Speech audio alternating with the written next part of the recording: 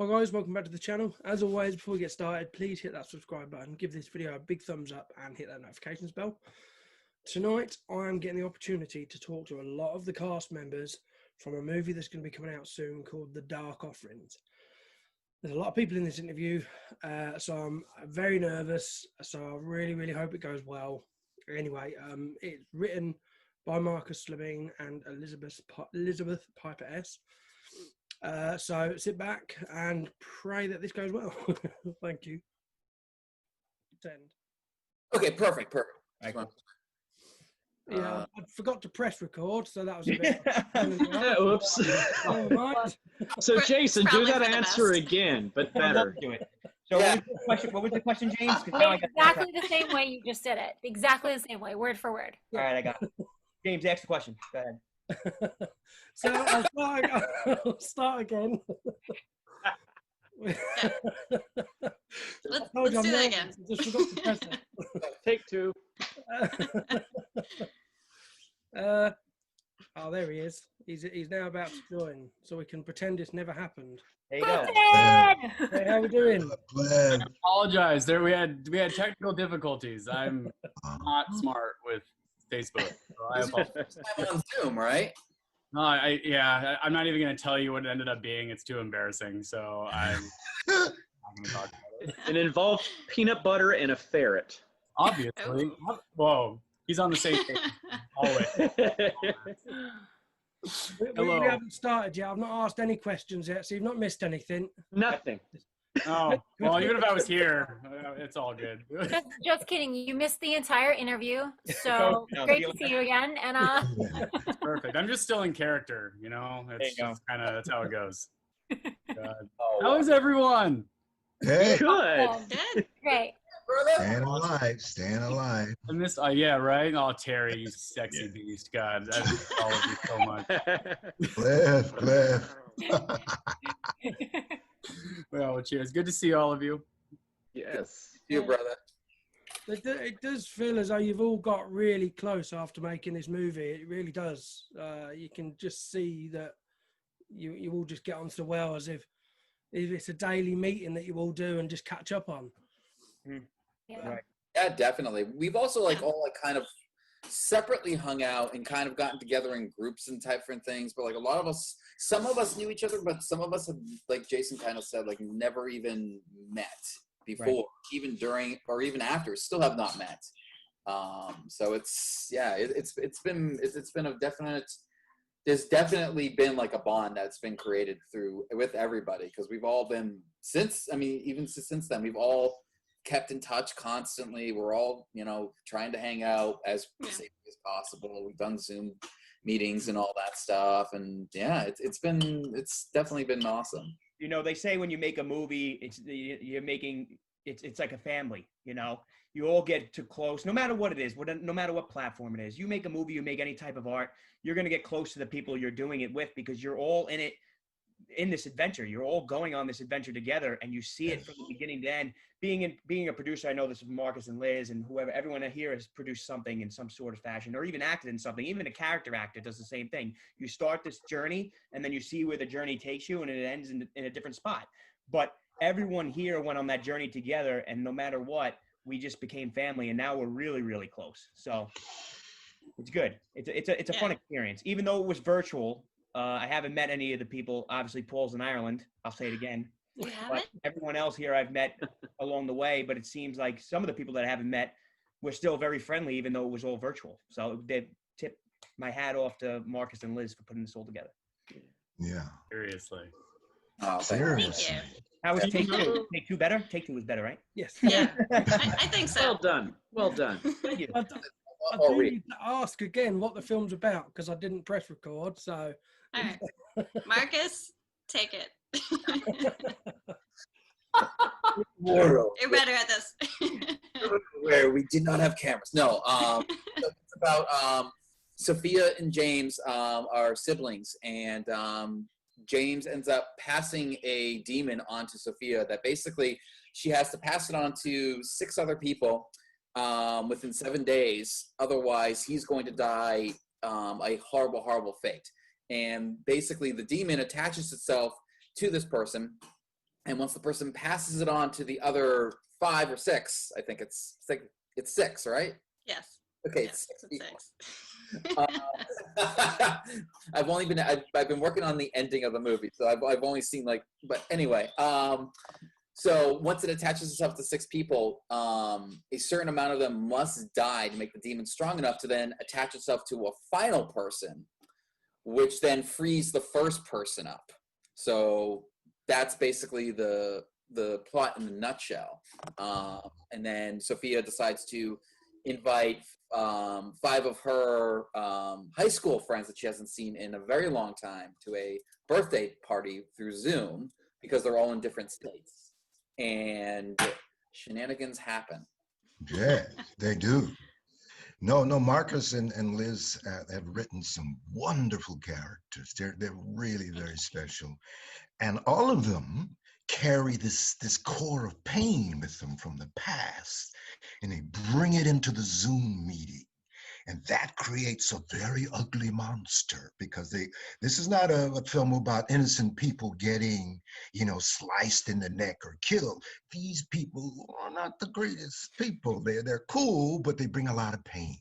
And that's wonderful for an actor, because he has that to play and all the other character associations he puts in the work. It's really very powerful, and it has a lot of wonderful levels to it. And kudos to these wonderful writers who've done this. Thank you. Yes. Marcus, truly. you should get him to narrate the whole movie. Scratch Yes. everything. Oh my God. Narrate everything. He should. Can I just listen to him talk all day? Yeah, I was thinking the same thing. Yeah. I worked with Liz and Marcus before and some other things, and Yeah. I know their work is always powerful, and the characters are wonderful. So it's another project that I have enjoyed being involved in, and I hope I get to do it more and more with you guys, because I worked with Cliff before, and another secret project that we can't talk about here that they've written that is involved in the history of Walking Dead people. So we won't talk about them now, but we're talking about this monster, this wonderful that we bring dark offerings to, and the dark offerings create something that's very special, very, very special. So, and then it all depends, of course, every movie depends upon editing, and I think the editing here is going to make something that you'll see. I'm waiting. I can't wait to see how they edited this. I just can't wait. Yep. Well, it's almost done being edited. Literally, as we speak, yesterday, chopped together the final sequence. The final scene is chopped together. I just have one more thing to finish up on Monday, and then the film will be completely cut together, and we will have a full movie at that point. So. Ooh. Yeah, so today is kind of like a celebratory day of, Yes. it's just like spine tweaking and and all that stuff, and then getting it out there. We're talking with a couple of distributors who are interested in it, and seeing where it goes from there. But yeah, the film is officially it's in its longest form right now. It's 1 hour and 43 minutes currently. Hope it cut that down a little bit, tighten it, but yeah, the film is officially there. Good, excellent. Because you wasn't expecting it to be this big, was you? You wasn't expecting to have so much input into it, like from everybody. Like, I don't think you was expecting it to be as big as it's going to be, if that makes sense. We definitely hoped. When we first started this, Marcus had the idea of doing a demon short film. And, with the time we had, I said, let's go bigger. Let's do a full feature. We'll get everybody that we love working with, and we'll get them into this movie if they're around, and we'll make this work. And we did. So we definitely hoped it would be big, and we just released the trailer on Halloween, and we're already up to over 3,000 views. So we're doing pretty good. We're pretty happy. Good. Well, and it's cool because you know, especially in what was going on in the world, as we all know, it was just so nice that we all, even people that hadn't met each other in person before, but you know, we all knew Marcus and Liz, and they generally kind of surround themselves with positive, like-minded people that we all love to do what we do. And so when you get kind of a team with that mindset on set, it kind of everything falls into place because everybody is just putting their heart and soul into what we're doing, and we truly care about what we're doing.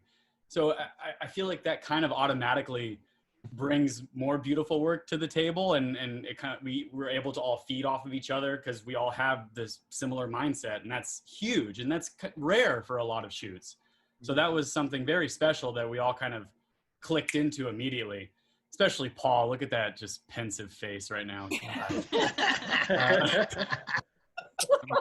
I miss you. I miss all the shit talking. God damn it. So far. But yes, I mean, so it was something very special and was really life-saving mentally and emotionally and everything during all of this. So I'm eternally grateful for Marcus and Liz, as well as every beautiful face on here right now. And who couldn't make it? Jason, where the hell's your brother? WTF? He said he's driving, and he said he'll be on at 3 if we're still on, but he's driving. He thought it was at 3. No, that's okay. Yeah. He's driving safely. You know, but yeah, so I just, so thank you seriously to everybody. It's been such a pleasure, and I don't know, I'm stoked. I can't wait to see some blood and guts. And I know for me, I mean, for this film, I'm so used to doing a lot of character things, to play it as kind of as myself. I was still a jackass, but still without any makeup and stuff on that you can barely recognize me. It was a different challenge too, which but I commend Marcus and Liz for believing in me and believing in all of us, because they knew what all our strengths were as actors. And they wrote an awesome horror film that everyone's going to enjoy, and it really shows everyone's ability, how they can act. That's the key. Yeah, these guys were amazing, all of them. Every single one, they took what we wrote and then they just went away with it, and we're beyond happy with the job that they did. All of you are incredible. Right. Just don't have Liz named your characters, because come on. He made my character name Jacob Janitawab, and I had to say it like so many times. Now I know how to say it because I've been saying it so long. I still don't know how to spell it, but you said it right. I did, right? I was saying Ginawab. I was saying everything under the sun that was completely wrong. There's so many bloopers of him trying to say this character's name.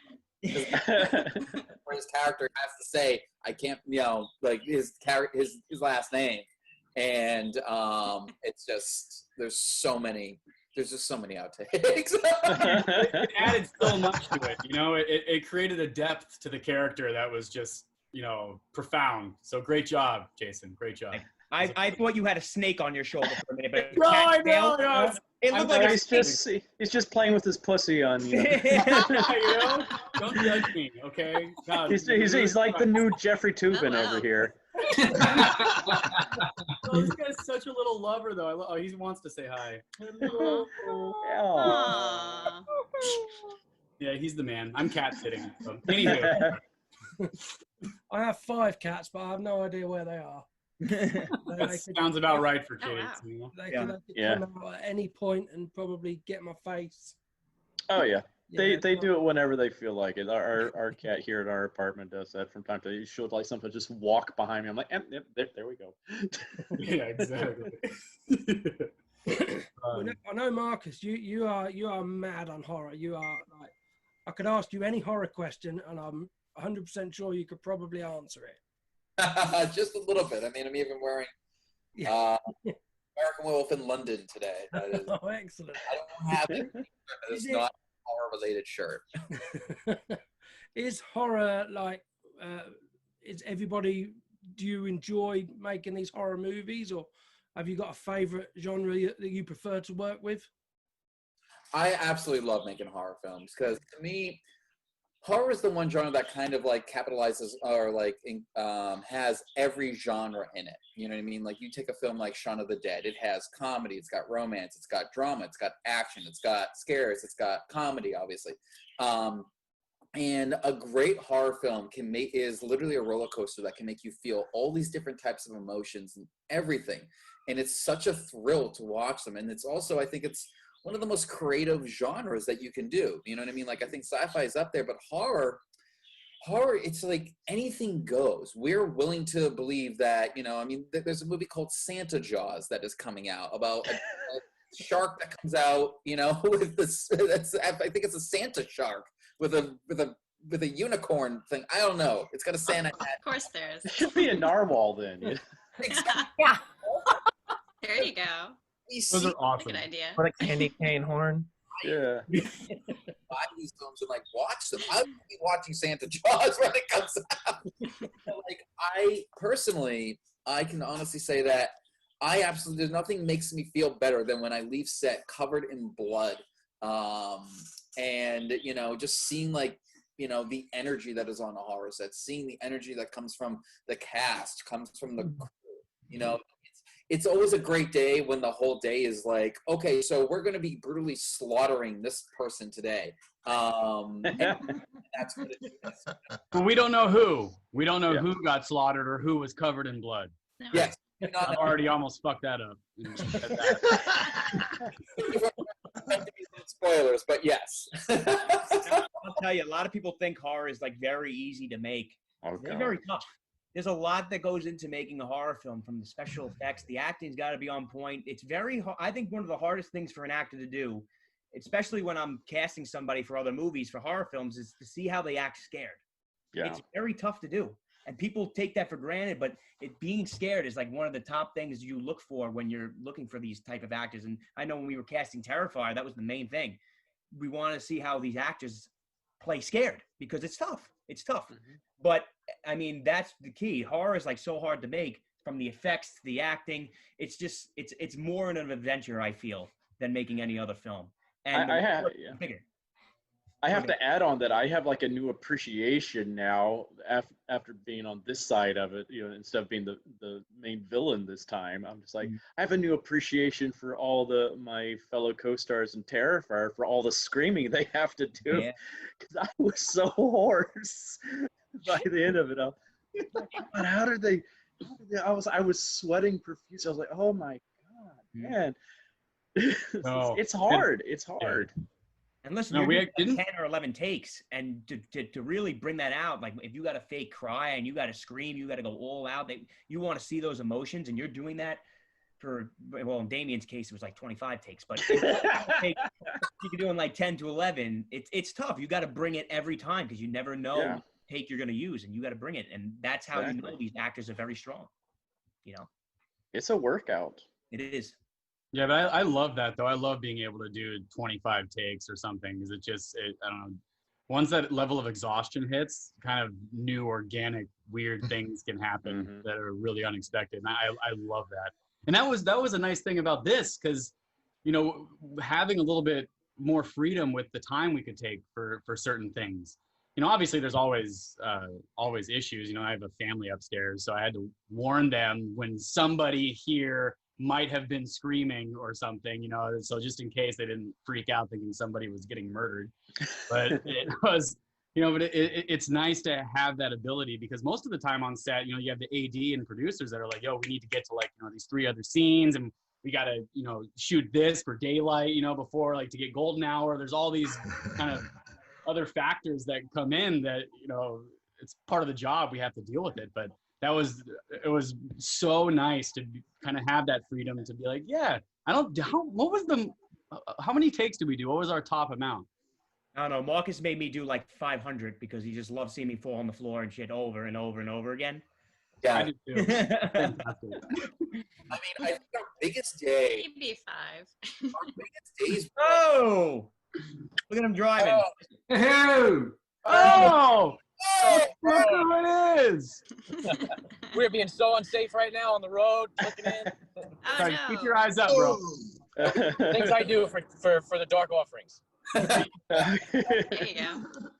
But you know what was also cool about this project, though, is because a lot of people had their everyone had to light their own scenes. So they got to see what it is, not from the acting point of view now. Now you're doing the production value stuff. And everyone had to go through and light the scenes the way that they wanted to do it, whatever they had.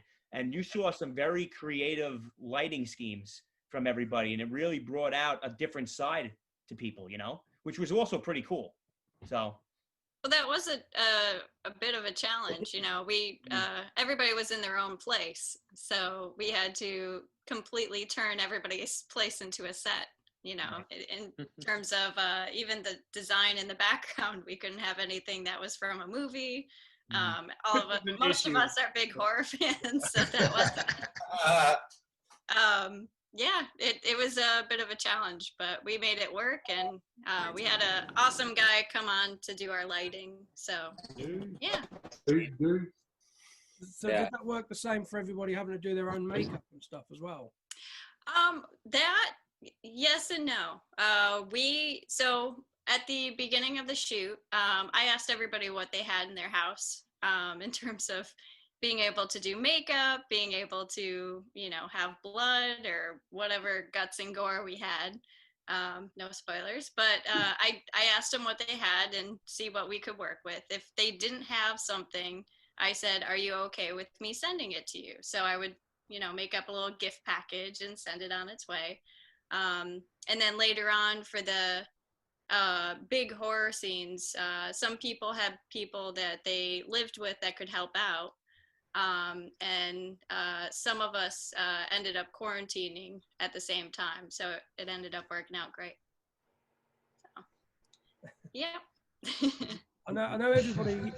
A lot of you have worked on stuff together. Like I said, I know Lydia, you've worked with Paul, and you worked with Tina and Benjamin as well. Was it Janice and the Golden Fleece? Yep. We worked on that together. I know, was it a case of having to cast people for the film, or was it a case of just, you know, saying, do you want to be in this movie? And it was a snap up yes. And well, when we were writing, we started to realize that there were certain people that really fit the roles that we were looking at, you know, and we were also looking at our friends and we're thinking, okay, who could play this? Okay, I know exactly who could play this role and make it amazing. So then we called everybody up and, you know, started assigning roles. But everybody fit the roles perfectly. So some it people, worked out. like Paul, we've worked with Paul more times than I can count. I think Paul has been in one way, shape, or form in everything I think I've done. I don't want to say theatrically is the wrong word, but every single film that we've done since moving to New York, like 8 years. 8 years. Exactly. I mean, speaking to that and seeing, you know, I remember starting in funnily enough, an Irishman's house somewhere in upstate New York and spraying blood all over the ceilings and him being happy about it and sharing whiskey and playing the spoons on his leg beside me, asking me about home.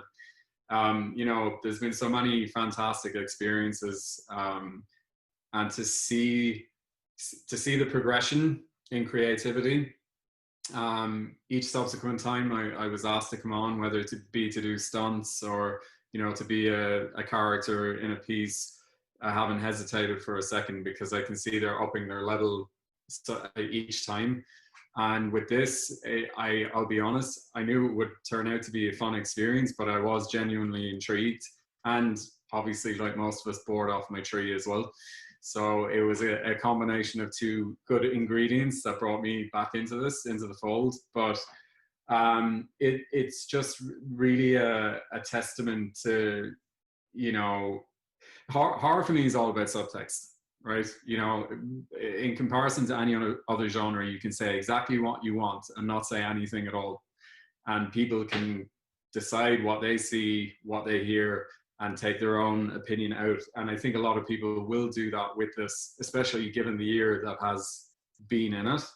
And I think when you see the finished product and the way that the guys have seemingly conjured all of this up together. It just really does, at the end of the day, speak to why I'm you know, absolutely blessed and still delighted to be working.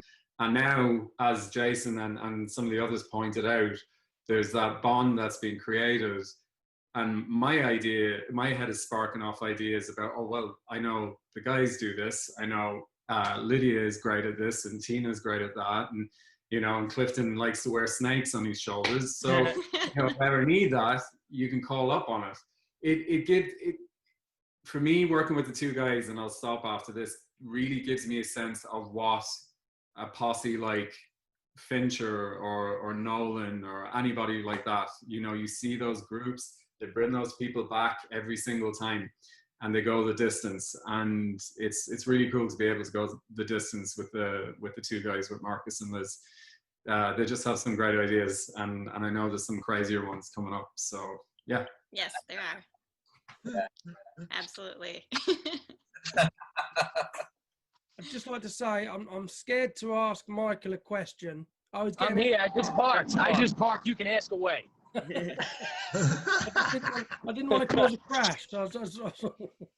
Sorry about that, guys. Good to see everyone. How are you, Terry? Everybody in here. I got to swip through because I'm on the phone, so it's like trying to see everyone that's in here. Lydia, Liz. You're frozen with the most ugliest face I've ever seen in my entire life. Fuck out of that. Look at that beard. You know. I'll never know. So what's up, James? Not much. Just still enjoying my lockdown. Yeah, things are getting crazy over here. You just gotta, you know, it's like everything else. You gotta just be safe and take the precautions and protect everybody around you the best you can and protect yourself. You know, it's not much more we can really do other than that, which is scary. But at the same token, if you know we all work together, we can get through this. So, you know, like the film said. And it's great that what Marcus and Liz were able to put together with this project, just to let all of us create again and in a safe environment and get to work with so many amazing people. So I'm really excited for this film to come out. The trailer was fantastic. I'm sure you guys spoke about it. I know you've seen it.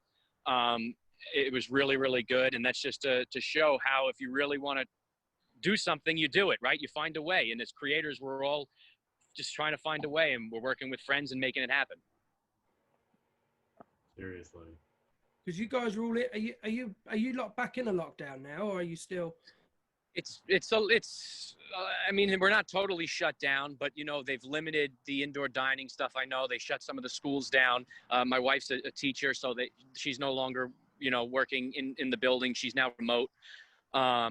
They're talking about if things rise, you know, I think we're in like a yellow zone. And if it gets to orange, then they might start pulling back some more restrictions. So it's kind of a day by day, week by week kind of thing right now.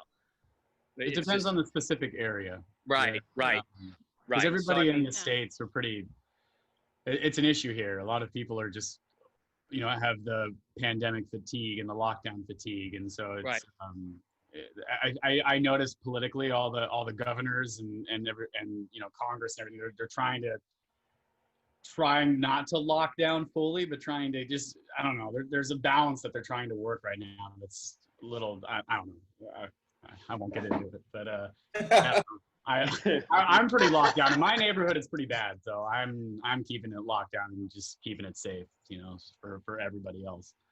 But that was, I don't know, that was kind of nice with filming, you know, the Dark Offerings and stuff, was because I mean, how long were we shooting? A month? We shot from we shot May to about June with some pickups scattered afterward.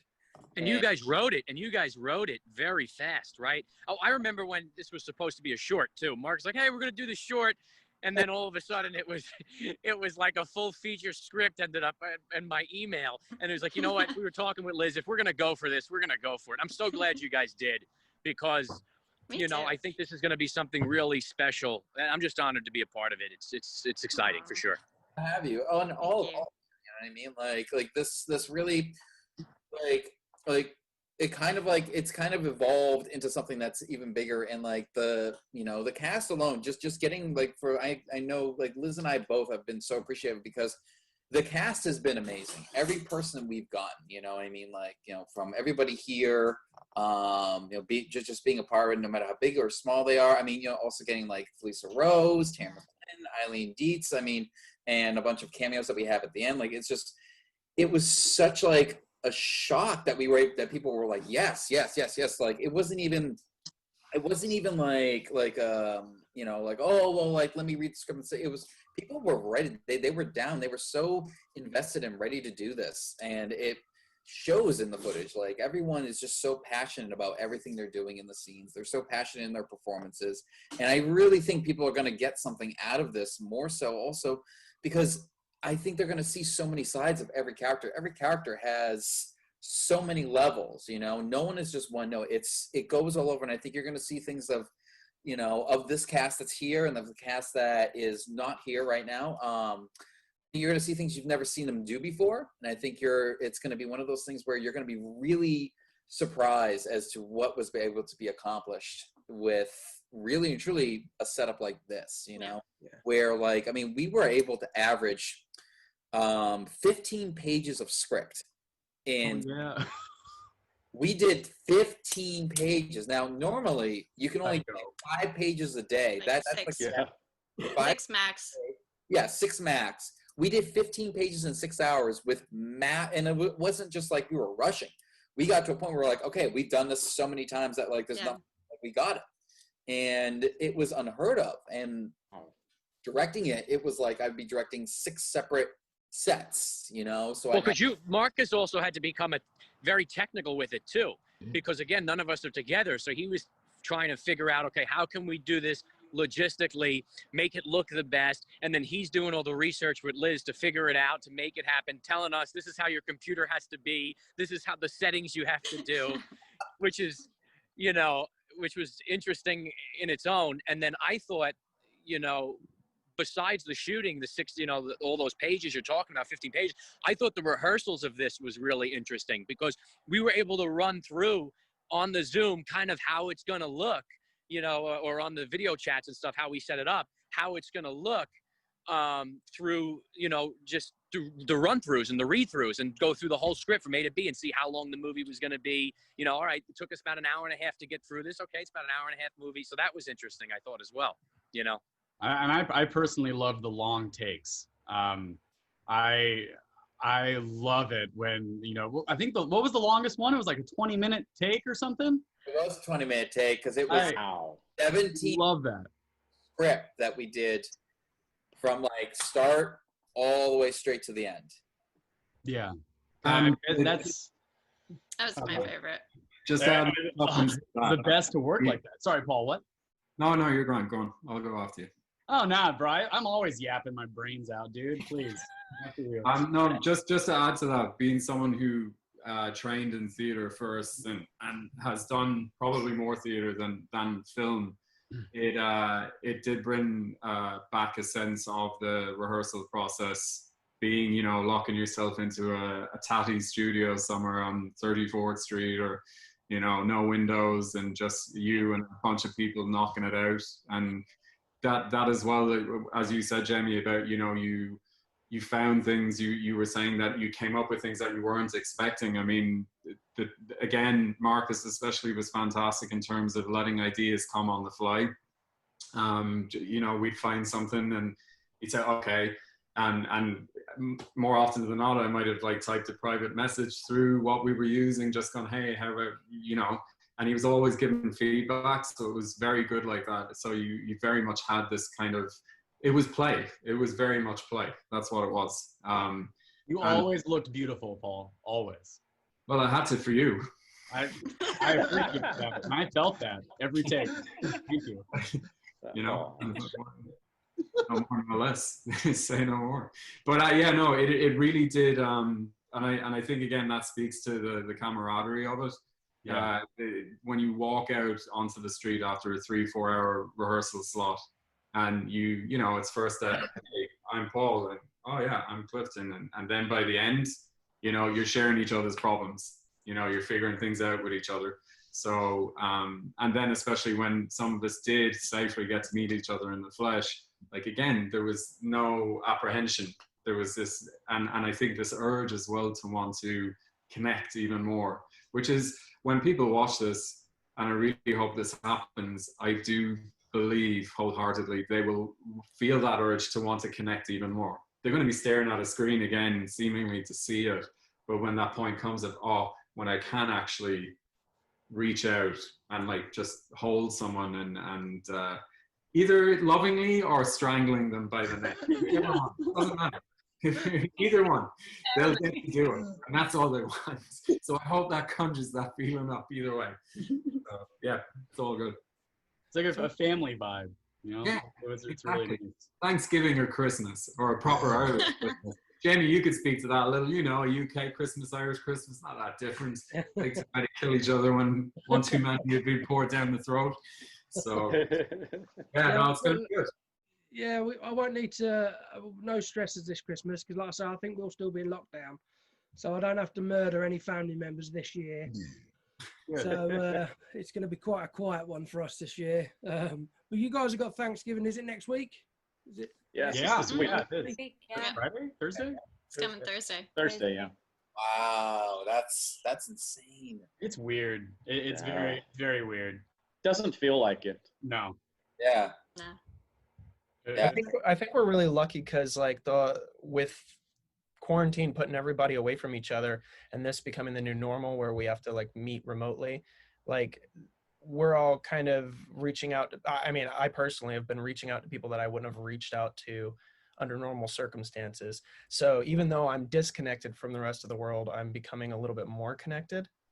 And I feel like with this film, we have like a really interesting opportunity to adapt to circumstances that are outside of our control as just like being a low budget thing, trying to deal with the tools that we have at hand. And it's an interesting thing to watch people kind of deal with difficult circumstances and thrive.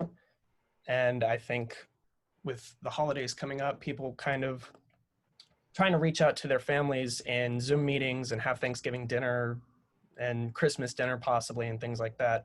The movie is kind of attaching itself to the real circumstances of people reaching out. And I'm, pleased by that. That's one good reason why I'm in there. Hopefully not attaching in the demon sort of way. But maybe. Hopefully not. What do you think was in the stuffing? I make really good stuffing. There's a demon that's after everybody in the movie. Like, how did that work? Trying to get the demon from one shot to the next, was that easy to do? The demon. Clever clones you. Yeah, I mean, I can basically say that I'm going to try to be as vague as possible, but the demon has been played by several people. Because when we originally shot this, it was at a time where like COVID had really hit. We all just were in the pandemic, and it was like at that point where it was like people weren't, like people were afraid to be within 6 feet of each other. So like we really were like staying that far apart. So it was like, if somebody had somebody living with them, a family member or whatever, that was the person that would end up being if there is a visible demon, they would be a demon, and I know at one point, you know what I mean, like, and it was one of the I could see you trying to censor yourself and make sure you're not going to spoil anything. I could see your creative collaborators starting to slowly fume. So stop while you're ahead. I mean, Walking Dead, when they go on Talking Dead every week, they do this every week, and they sound so flawless. And I'm sitting here being like, oh my God, how do you guys not spoil everything in your episodes? Like, all that big money contracts. That is, those NDAs. Yes. Well, basically, like we adapt to the situations in terms of like the cast. So it was like, yeah, it's very hard to say. But It's the magic of movie making. Yes. Here you go, Jamie. The magic of movie making. Yes. There's shadow puppets. Yeah, dude.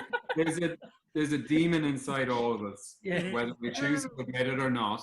And I think through every single character in this piece, whoever you are watching this piece, you're going to reflect and go, oh, there's an aspect of that within me.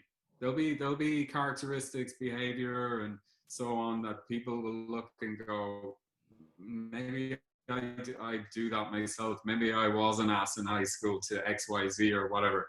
I think everybody's going to be able to latch onto something, possibly unfavorably, and take it away, and maybe have to examine their own behaviors. And again, that's the beauty of working in a genre like this too. That's another aspect you can tap into. So those are my favorite types of films, the ones that you kind of that delve into the wretchedness of humans, because there's a lot of that, and kind of how that finding what's scarier, a demon or the actual humans that are involved with it. And that I really can connect with that, and I love scripts that do that. And maybe they did that for this, maybe they didn't, I don't know. I'm being very good about not spoiling anything. I want you all to notice that. Doing a good job.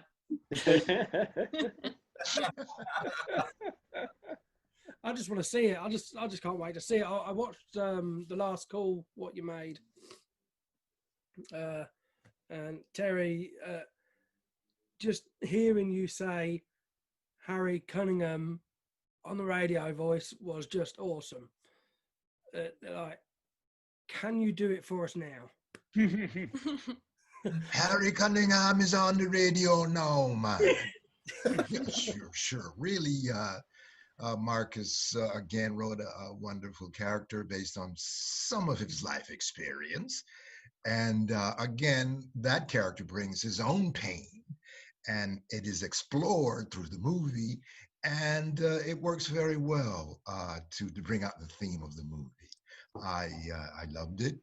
Marcus, we were in tune, all up together. Liz was in it. She did a wonderful job, of course, in her chameleon way. She just changes all the time completely. So it's a collaborative, and I just had fun with it, and I enjoyed every second of it. So that's all I can say. There were some changes toward the end Marcus wanted to do, and we talked about it, and I said, oh, Marcus, this is so brilliant, you can't change that, man. And it worked for the film, and it works because you want to see the film again, and maybe again, which is like really cool 17 minutes. So there it is.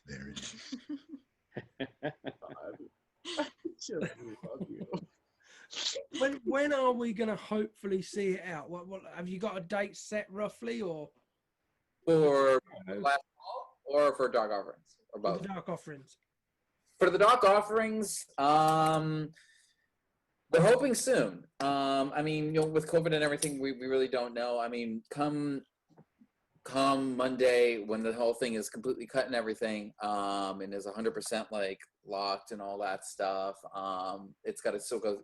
We're adding in some effects. I can't say what the effects are in terms of CG and stuff like that. It's not almost everything. All the gore wise is done practical, so it's not gore effects that will be CG. So just to clarify that. So it's so we got to add in some of that. We have our composer Christopher North, who's worked with us since Break-In. He did the score for Last Call. He's probably going to do the score for Janice. He did the score for the Break-In. Liz and I, we've worked with him for forever, and he's just phenomenal. So he's already going on it. Dave Green, who was our lighting technician on this, who would come in at the beginning of the night and help us, make sure there was some type of continuity with the lighting and all that stuff. He's doing color correction on it, and he's doing in the CG. He's also doing the CG for our orb in Janice and the Golden Fleece. And a couple of other things. We're looking at getting a couple people to do the voice of the orb. I've been kind of dropping hints to who it is through my Instagram and Facebook and stuff like that, but we're hoping to get this person. But so we're hoping like early next year. I would love. I know a lot of us are going to be at New Jersey HorrorCon if it happens. We don't know, but would love to be able to drop something there, something new, something that would I don't want to say anything, but I would love to be able to do at that spot, because hopefully by then the film will be completely finished and cut, and we're looking to just get it out there as much as we can. There's already sequels that Liz and I have already concocted. I know Paul knows a little bit. He knows a little bit about the beginning, but no, WTF? Why is Paul getting the scoop? Because it starts in the Emerald Isle. That's why. Oh well, we don't know. We don't know what happens at the end or the beginning or the middle. No, So, no, it's nothing to do with that. That's drunk, and he told me. There you go. oh, that makes more sense. Okay, that makes way more sense. He got up the other day while I was a little bit intoxicated. So That's allowed. There you go. That's allowed. It's 5 o'clock somewhere. You don't know what's in it. yeah. It's chamomile tea. I love It's a it. hot toddy. Yeah, exactly. But yeah, we're hoping soonish, and I know that we're all going to be everyone's going to be super excited to see what was created during this time with nothing at our disposal aside from really and truly what was in our houses. Yeah. And some blood from Liz. Yeah. Yeah. A couple of other things. That's a surprise. Do you guys, because you're all involved in movies and this sort of stuff, do you think you're going to see a lot more of this style film that you've done because of the whole pandemic and stuff? Do you think you might see more of this sort of filming? I think it's opened up the door for sure. Like the experimentation of indie films to utilize what kind of equipment's available. Like, I think I remember hearing iPhones were used for part of the Avengers first trailer, to be able to like use your webcams and have the format available. There's definitely other films that have done, what is it, Facebook horror or something like that, like Unfriended, things of that nature.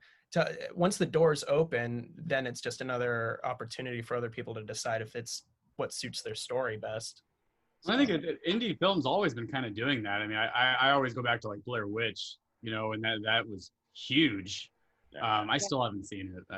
I'm sorry. You haven't seen it? No, I haven't seen Blair Witch. Oh my gosh. I actually watched it again because I watched it back like closer to when it first came out, and then I just watched it again for this past Halloween, and yeah, that's great. Right? It's horror is kind of unique with that, and like finding ways to make it work. I feel like that style with horror like is especially intriguing because like horror movies can already feel so real and so scary, but then when it's in that kind of format, like it really feels real.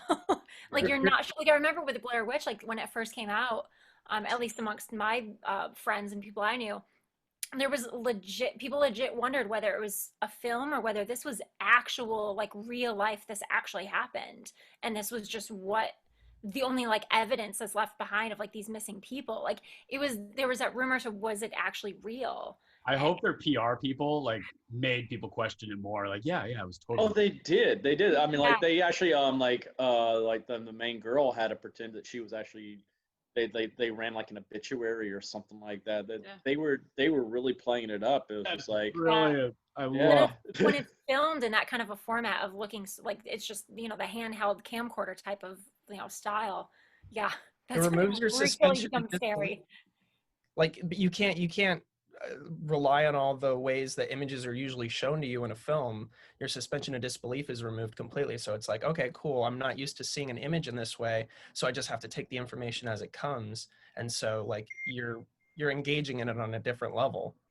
I think you can become more afraid. I think people like watching Blair Witch was a real thing. I was freaked out during that summer. I had been working at a summer camp, so it all takes place in the woods. I'm like, oh god, this is freaky. Because my whole thing, I was so afraid of seeing, because I know what it's like being out in the woods at night like that, and you're so afraid of seeing another pair of eyes looking at you. You're something out there with you because you hear so many sounds. Also, that's what I enjoyed about it so much. It's like it was that fear of seeing something. Even just like quickly to see something standing there in the woods, I'd be like, no. Yeah. And I know from friends of mine that have seen the trailer and then, reported back to me what they thought, being that people are so used to being on Zoom and on the computer and connecting with everybody that way. And one of my friends was like, I watched it and I was legit scared that like there was something behind me as I'm just watching the trailer on the computer screen. I mean, it's that something that people can connect to. People are used to being on the computer like this. And so one of my friends already was like, oh my gosh, was there something behind me while I'm watching the trailer? Like, yeah. It's really interesting that Lydia mentions that. And I think this expands more upon the question you're asking. We have been for the longest time a cinema going audience, and I really hope that we return to that medium in all its glory. I think you'll see a lot less movies being made specifically for that, but now people are more used to being sat in front of a smaller screen, still pretty big depending on what how big your ego is. I guess you got a nice 80-inch in your living room, but it stands to reason what she's saying. I mean, you look at Soderbergh, he just completed a feature in 2 weeks with a bunch of iPhones and a wheelchair again.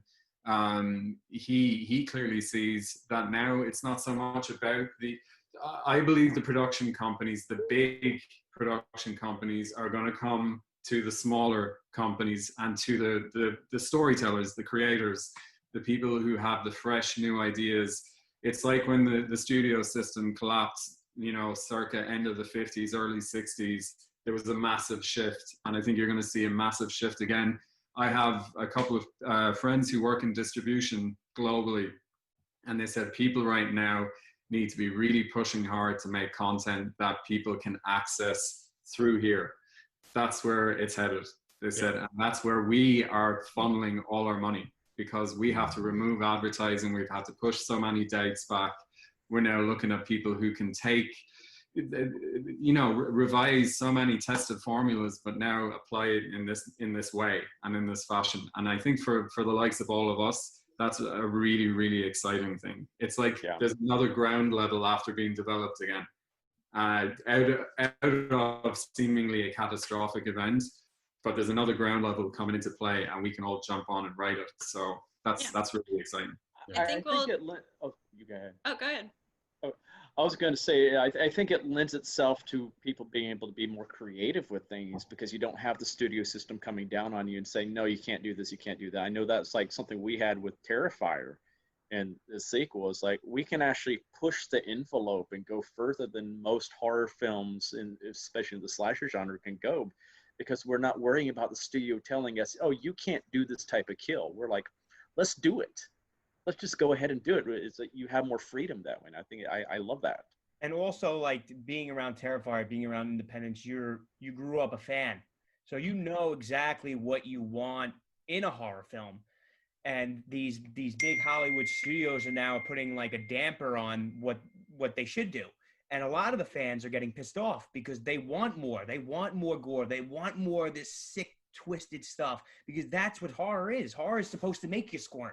So Terrifier and a lot of the Dark Offering stuff from just, filming alone and seeing some footage does that. It brings that element out. And that's the most important thing in horror. And that's why Hollywood is taken away, and that's why it's going to be a huge step in horror in the independent world, big time. Yes. Yeah, I think we'll see a lot more thriving with horror films, because they do tend to be more creative. You have to step outside that box to see, how am I going to do this? And then you just put things together and make it work. And I think especially with the pandemic, I think, people have been through traumatizing things during the pandemic this year, and it just kind of, for artistic people, it really just kind of brings out the creativity. So I think that's really going to just kind of push the envelope of the more emotional and deeper meaning, media that we're going to see. I also think that, like, if you look at horror history, you look at some of the greatest horror films of all time, horror has always been stronger and more connective, shall I say, with independent horror films. Even Psycho was considered independent. Night of the Living Dead, which spawned the zombie genre, that was independent. Friday the 13th, John Carpenter's Halloween, Terrifier, like all these films, almost every horror film that like we can name, Texas Chainsaw Massacre, were all independent films that came out of nowhere. And they were just unbridled rawness of just creativity that pushed boundaries to the point where people weren't, expecting it. And were they disturbed? Yes. And they loved it and they thrived on it. And you go to a horror convention and you will find people that know every single frame of a movie. I know like with the Friday the 13th series, even like a single frame was missing off of Jason X, and the fans were like, hey, that frame wasn't there. And it's like, they know everything, love everything. And I think the beautiful thing about independent film is the fact that there aren't any of those boundaries. And when people are able to get all that, I think you just see these films and they just thrive and they just live on and on and on. And I personally, and I'm going with what everyone's saying here, I think the future for horror is really in this independent world, Yeah, I agree. Well, the fans are very, very, very passionate, and they'll let you know when something's good, and they'll also let you know when something's really bad. Oh yeah. So, they'll be the harshest critics, but they just love the genre. And going to all these conventions and stuff, you see their passion. You see why they love it so much, and they appreciate you. It's crazy the amount of love Dave gets. I mean, I went to a couple conventions. The amount of love I get. I know Marcus was there. They're just so into the genre, and that's what makes it so special. Yeah. Hopefully, the fans will watch the Dark Offerings. Exactly. And then we'll be able to say, oh, in that scene, you see in that frame, the teapot on the table behind was 1 inch to the left. So hopefully they'll find all the. Oh, and they will find those. They will. We were pretty good with continuity. We were really good with it. Did we didn't really have a script supervisor though, or anything like. No, I mean technically. I think it was all of us. Like, I think yeah. we're watching out for each other. it was like, yeah. But like that was kind of the other cool thing was like, because we shot over several weeks, was that continuity wise, I don't want to say we were 100% spot on, because I know I'll get proven wrong, but it was pretty spot on with everything. You know what I mean? Like all the other films I've ever done, I'm always like, okay, well that bag was not there and it's completely in another frame or whatever. But it was like, there was a lot of beautiful continuity. And if you really try to look at, the key is to try to figure out where we shot on separate days, because it's a lot of seamless stuff where the scenes just kind of connect, but certain scenes that are literally connected, and just fluent, were shot on several different days. So, although we did shoot chronologically, so everything was. We did. Yeah, which I love to shoot. That helped, like with the theatrical experience that I feel like pretty much everybody here has been doing it, coming from a little bit of a theater background. But shooting anything chronologically and not having to worry so much about the emotional continuity is it's makes life so much easier. That's always a big struggle for me if we're shooting some climax, the second day because the lighting's right. It's just like, oh God, but hey, whatever, we got to do it. So we still have the fucking best jobs ever. So it's a small thing to bitch about, but we make it work. But yeah, shooting chronologically. Thank you, Marcus and Liz.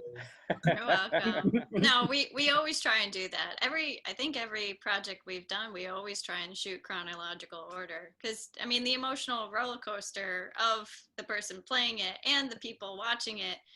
We feel like it's just that much more of a perfect fluid motion, if that makes sense. Even with Janice, I mean, Janice just ended up happening. We built a cave in our backyard to shoot a lot of the stuff with the Greys. And day one just so happened to be all the stuff prior to that, which was where was it? It was upstate on this spot that a friend of ours showed us. Yep. And then days 2 and 3 we shot with Lydia and Tina and then and Heather. And we we shot with them for 2 days in the cave, which was, you know, a feat unto itself. A dear friend of mine, Michael Aiken, was I used to do art department stuff, so he was the production designer, and he basically created this cave and brought in a bunch of awesome people and all this stuff. But like the cave was like such a good selling piece. It was, you walked in and it was literally a cave. It looked Yeah, that's awesome. a cave to shoot in, and everyone.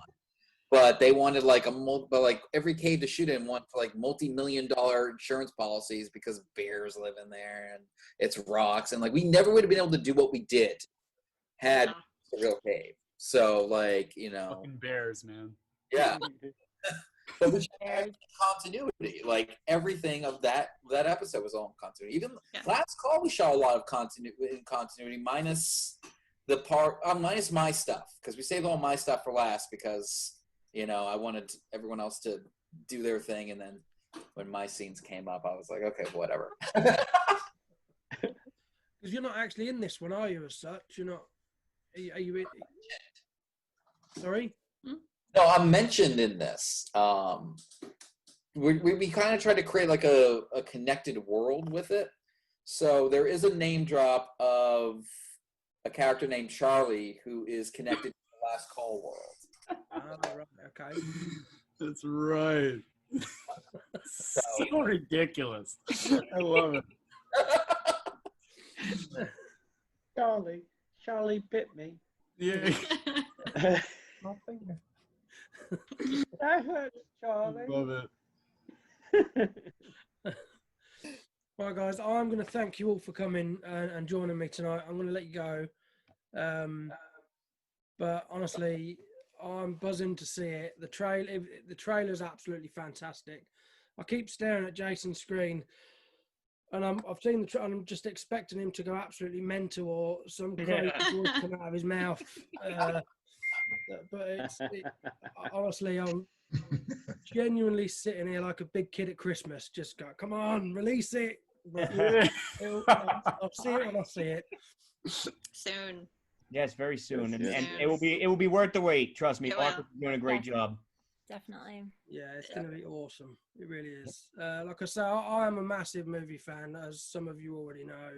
I've spoken to David, Jason, and Marcus. Michael's gone, but I've spoken to you guys quite a lot. You all knew I was meant to be coming over in March to the convention, but the way it's going, I don't think I'm going to be allowed out to play. But as a horror fan, and I am just sitting here patiently waiting, like itchy feet. But we shall get there, and I've got a really good feeling about it. I mean, this movie's going to be bigger than. Well, yeah, it's just going to be huge. I mean, all of you guys just for coming here tonight. Honestly, it means the world. It really does. Of course, man. Thank you for being such a. Thank you. You did a great job. Great job. See, nothing to be nervous about. Yeah. Nervous. And look forward to being able to meet you in person eventually. Yeah. It will happen. Yes. Yeah, it will. It's only a matter of time. It'll happen. Yeah, because I don't even know if the convention's going ahead yet. Is it? You're not 100%. Not sure yet. Yeah, not sure. They haven't given us any word. They say it's planned on doing it for now, but we have to see in a couple of months how the world stands. Yes. So there's hoping for a vaccine. It was meant to be last September, wasn't it? It was meant to be. Yeah, it was supposed to be March, and then moved to September, right, Dave? And then it moved again back to March. So let's hope the new year brings in, a lot of, good news instead of what 2020 has been. Let's move on and look towards the future and hope it's bright. Exactly. Well said. Thank you. I practiced that for 3 hours before the interview. Now let's do it again because we forgot to record it. Yeah. Could you imagine? No, definitely this time. Yeah. Yeah, it's where I run out of memory and none of it saves. Go. Right, guys, I'll let you all go, but honestly, thank you so much.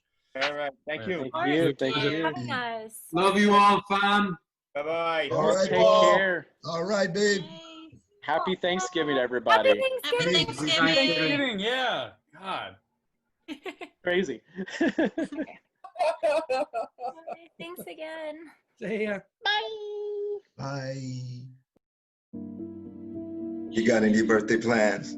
I'm meeting up with some friends I haven't seen in a long time. Good. To Sophia, right? The loveliest woman that I've ever met, and someone who hasn't aged a day since high school.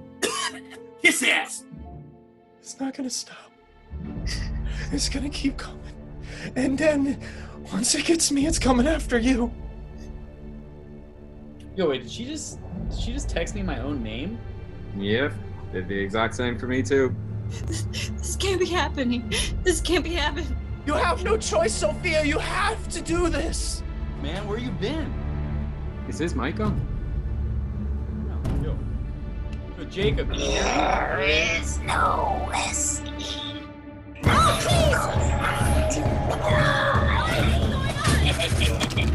Fortunately, the demon has already attached itself to its offerings. There's really not much more we can do at this point. You have got to do it now or we all die! These people are not your friends. Stay with each other. You are in grave danger. You could have picked 5 convicts that deserve to die. Do not pretend to be innocent. You can't help us anymore.